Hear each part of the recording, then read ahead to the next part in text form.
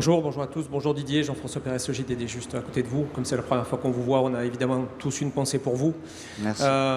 Est-ce qu'il faut vivre cet avant-match avec l'idée que l'équipe de France peut faire ses valises, ou est-ce qu'il faut au contraire faire en sorte que cette idée n'existe pas, et comment vous abordez ça, puisque maintenant c'est évidemment un autre tournoi qui débute. Merci.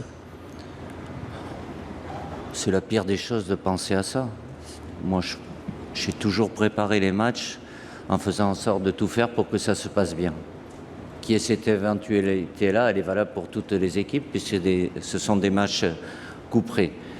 Mais je pense que c'est essentiel d'avoir dans la tête, et surtout dans la tête des joueurs, ce qu'on devra faire pour passer ces étapes-là.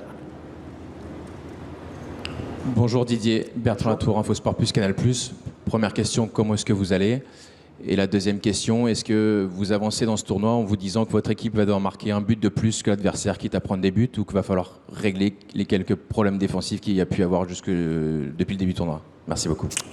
En ce qui me concerne, ça va, je suis là, donc c'est bien d'avoir la tête occupée. Depuis vendredi soir, quand je suis arrivé, j'ai repris mes fonctions. Tout s'est bien passé pour l'équipe de France et le staff à travers ce troisième match. En ce qui me concerne, c'était évidemment très dur, et pour mon bien personnel et pour celui de l'équipe de France, il fallait que je parte.